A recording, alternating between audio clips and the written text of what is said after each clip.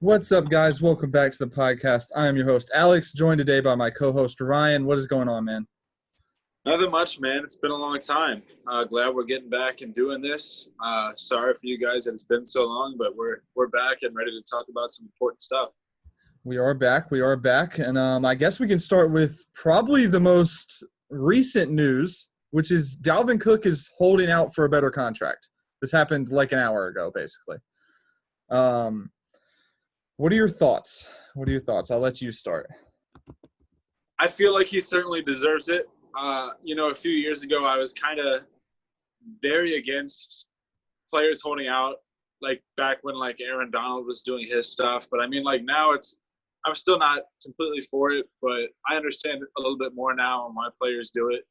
It's important for them to secure the bag. I mean, Dalvin Cook is easily a top 10 running back in this league and deserves a good contract. And from what it sounded like, the language that they used, I remember they specifically used the word reasonable. So it's not like he's wanting like CMC money, because he's good, but I don't think he's CMC good. You know what I'm saying? He's too injury prone to be CMC good. Now, right. His current contract is 4 years for $6 million, and that was signed in 2017. So he is up for a contract at the end of this season, I think. Yeah. So, I mean, why not go ahead and lock him down for right now? I just wonder what the price will be. And also, if they're just – like, how long are they going to have him hold out? Like, is this going to be an Ezekiel Elliott situation, or are they going to get this thing wrapped up pretty quickly? I feel like they would get it wrapped up pretty quickly. I would be surprised if this leaks into August. I mean, they have money, don't they? I don't think they have a ton. But I feel like if you're willing to give that much money to Kirk Cousins, I feel like you have to, at least – and it's weird because this upcoming running back free agent class next year is stacked. I mean, I'm talking about guys like Aaron Jones, Leonard Fournette, Derrick Henry. Yeah. Just a few guys that come to the top of my mind, and Dalvin Cook. I feel like out of those, there might be some better running backs in there. But in terms of a guy that knows your system, that you're familiar with, who's been with you for the past 3 years, going on 4, I feel like it would be important to get him back in the door, especially because you would be able to get him for somewhat of a discounted price because it's very common knowledge that he is injury prone. So I feel like they can get him on a pretty reasonable deal for the running back of his skill set. So I'd be surprised if they let this leak into August. I agree with you. I think they probably have it wrapped up probably by the 4th of July. If I had to guess, just because he is their – I mean, now he might be the most famous player on that team other than maybe Adam Thielen. I mean, he's going to definitely put butts in seats. So I think they'll definitely get him under contract pretty quickly. We had 2 other signings. One is kind of like whatever. Joe Flacco signed a 1-year contract with the Jets. I believe it was 1 year, right? Yeah. I actually don't hate this deal for them, just because I feel like he could mentor, Sam Darnold a little bit. Yeah. At the same time, I mean, he is 35, and he wasn't great last year. So he hasn't been great since 2012, man. That's true. That Super Bowl, and then it pretty much fell off. But, I mean, he did sign for the veterans minimum, a 1-year, $1.5 million contract. So I don't hate it. Yeah. Especially because Sam Darnold, has he finished the season yet? I think – well, I don't know. He definitely missed those 4 games this year. And I don't know if he finished his rookie year. I don't know – no, he definitely didn't, because I remember at one point we played him and Allen and Darnold were both out. Yeah, so, I mean, to have Joe Flacco back there instead of whoever they started when he was out this year, I guess it's a little bit of security. I just feel like there were better quarterbacks out there. Cam Newton, excuse me. Yeah, but we've talked about that to death. I don't think they're going to bring him in, put that pressure on Sam Darnold, because especially with the New York media, Sam has one bad game. They're going to want Cam in there. And he's going to have a few. Oh. But overall – I like the signing. I think this makes the Jets QB room one of the most interesting rooms to watch in preseason. Well, actually, maybe not because I don't think Flacco said he'd be ready until like September or October. Yeah, I don't even think he's going to start the season as the starter. I mean, it's the starter's definitely Sam, but Yeah, you've not got the starter. Flacco, Sam, and then they just drafted a guy, I think in the 4th or 5th round, James Morgan. Yeah. So, between those, and I think they have Mike White, who used to be on the Cowboys the past year or two. He's not a big name at all, but there's a lot of decent quarterbacks in that room. So I'm excited to see who goes, who stays, and in what role. Yeah, it's definitely interesting. I think they gave Flacco 1.5. I think he'll make it out of training camp. Yeah. Now, okay, so who are their quarterbacks? They have Sam Darnold, Joe Flacco, David Falls. I think it's Fail. Okay, Fails, and then James Morgan as their 4th. So, it's not bad. Not a bad room to have, especially for young Sam Darnold. It's crazy to think. I think he's 22. Yeah. Might even be 22. He might be 21. And then the other signing was the Carolina Panthers signed corner Eli Apple to a 1-year. How much was this contract? I think it was $1 million. Had to be around there. Okay, so it was a 1-year, $3 million deal with $75,000 or $750,000 of it is guaranteed. I personally love this deal just because it's so cheap and he's incredibly young still. I want to say he's like 24. Yeah, he's got to be like 24, 25, maybe 26 at the oldest. He's 24. His birthday's August 9th. So he'll be 25 at the beginning of the season. I think if you can get another guy on the outside with Dante Jackson, this really helps. And Carolina desperately needed a corner. So I like the price. I like the potential. I just hope he can perform. It's weird to think that, like, at age 25, he would be like a veteran presence in that secondary. But y'all's roster, specifically the defense, is so young that, like, he will be like that kind of – I think he will be like one of the oldest corners on the team.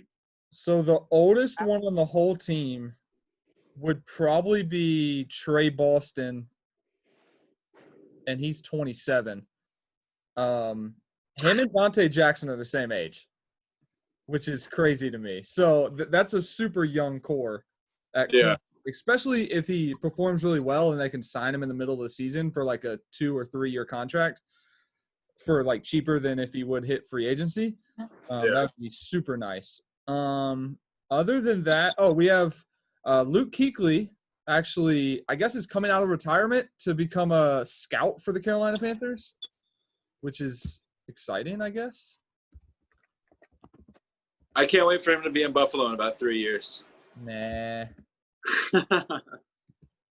It's crazy to me that he's 29, bro. Like, he's still so young. Oh, yeah. Well, it's the same with Andrew Luck. I'm surprised Luck hasn't done something similar with the Colts.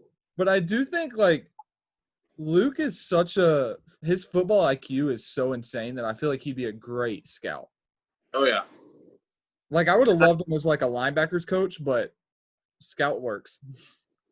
And, I love the move because of that coaching change. And, like, I don't know, there's just some continuity, bringing back a player like Luke who's been with Carolina his whole career. Like, I don't know. I like the move, and I think he's going to do great in that role. I'm excited well, we won't really get to see him, but, like. Wow, I didn't even think about that, Ryan. You're right. Like, this whole new coaching staff, to just have him on the sidelines. It's continuity. Probably a huge thing for them. Like, yeah. I know he's not going to be out there on the field with you, but I guarantee he's on the sidelines. Honestly, I don't know why. Probably in like 3 years or so, he'll probably be at least bare minimum, like the assistant linebackers coach. He's going to coach. I feel like Luke is he'll coach at some point. I don't know if it will be for the Panthers, but he'll coach at some point. And then basically all we have left, do you want to start with Brees and Fromm or the Rooney Rule? We could start with Brees and Fromm. If you guys have been on social media at all these past week or two, you've seen the Black Lives Matter movement. Things are happening. This is not just like a trend. This is going on, and it's going to continue going on. But changes are already starting to be made. in Minneapolis. I know in Fredericksburg, my college town, it's a historic Civil War city, and they had slave blocks downtown, and there was a petition and a riot to get those out, and they are. The city already moved them, so stuff's happening, so keep it up, guys. But back to football. Earlier last week, Drew Brees put out a statement that basically he didn't support the whole kneeling for the anthem because he didn't want to disrespect the veterans, and he got absolutely demolished from all angles, from all people, all athletes everywhere, fans alike. Everybody. Yeah. How did you feel about it? At first I thought this is really insensitive and Drew should know better, but then it makes me think, like, obviously I think he should know better for sure. Especially when you work in an environment like he works where it's probably like 85% African American that he works around, especially in that locker room in the city of New Orleans. But at the same time, this just makes me think that him and the rest of his teammates aren't that close, or they've never really talked about it in depth. And he was just very ignorant and naive to the situation. And I believed his apology more than Fromm's, where I think Drew is willing to listen to his teammates, listen to people around the league, and eventually he'll educate himself and come around on the subject. Yeah. I mean, just the backlash that he got. I mean, he had the new New Orleans Saints safety, Malcolm Jenkins, telling him to just shut the F up. I mean, it's stuff like that. I mean, Michael Thomas, Alvin Kamara, LeBron James, they all spoke out about it. And, I mean, Drew was very quick to come back on Twitter and be like, listen, like, I did not mean it like this. Yeah. And I agree with you. His apology was more sincere because, I mean, not only did he have that initial statement, he made that Instagram post basically calling out Donald Trump a few days later. Yeah. Saying that this is not about the anthem. This is not about veterans. This is about race. This is about systematic racism in the United States, and things have to change. So I respect Drew from that aspect. I respect him more for that second statement that he made, not the first. Because the first kind of was just kind of covering his ass a little bit. But that second one, there was some genuine feelings, something like, yeah. There was sincerity. There we go. Let's go with that. We go. So I like that he kind of progressed. And, I mean, you saw guys like Alvin Kamara and Michael Thomas come out and say that they had conversations with Drew after he posted that. And they kind of sat down and got a feel from where he was and kind of educated them on their opinions and where the state is and the country is as a whole. So I think that's kind of where his statements came from, because he did have conversations with his teammates, like Alex mentioned, afterwards. But I am surprised, like you are, that they didn't have that conversation before, and I'm a little disappointed that Drew didn't already kind of know that, being a veteran that he is. Yeah. It was surprising to me. For sure. I mean, I expected better from Drew, but hopefully he's learned and he'll better himself. And, I mean, this team definitely has Super Bowl expectations around them, so hopefully this doesn't ruin the locker room. And at least this wasn't mid-season, because mid-season this could have shook some things up. Now they have time to build on it and get that trust back that they had in Drew. But when it comes to Jake Fromm, I'm going to let you take the lead on this one because he is a Buffalo Bill. You go ahead and you tell me what you think. Yeah, our fifth-round quarterback out of Georgia, Jake Fromm, some tweets from – or not tweets, they were text messages from 2019 to a friend had surfaced saying that he believed that only superior white people, or it was elite white people should own guns. They should raise the price of guns so only elite white people can own them. First off, that's terrible language. And I truly, being in a southern state like that, I truly feel like there was some hate behind that. I feel like that's not where Drew was saying like, oh, like I'm trying to support the veterans. That was just straight up like a racist statement. Yeah. And I mean, his PR staff their speed was remarkable, but their sincerity was horrendous. Yep. Jake put out a Walmart Great Value brand statement essentially saying, hey, I'm sorry I got caught But from what I've heard in the Buffalo media is that he called a team meeting immediately following with all the players and all the coaches, basically owning up for his mistake and apologizing. And I mean, Leslie Frazier, our African-American defensive coordinator, said that Jake did seem very sincere in what he said, but I don't think it was enough for players because guys like Tre'Davious White, who we all know is a very important guy in that locker room, he's probably the best defensive player on the team, one of the best players on the team in its entirety, liking tweets like from Jamal Adams a few days ago, grouping Fromm in with Brees, saying that they didn't really mean it and that they're only sorry because they got caught.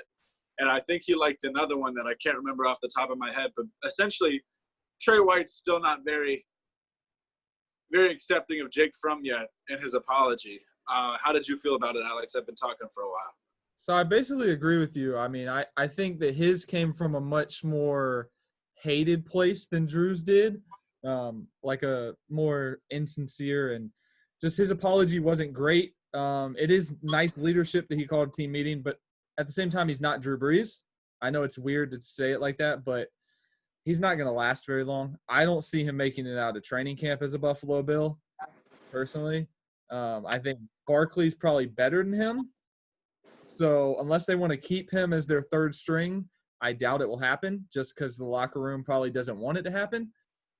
Some other team will probably pick him up, give him a shot, just because he does have some sort of talent. But I don't know. I feel like he's lost the locker room, even though he called for that meeting, where obviously the coaches are going to stand behind him, but I don't know if the players will, kind of like what you were saying. And so, I mean, he messed up.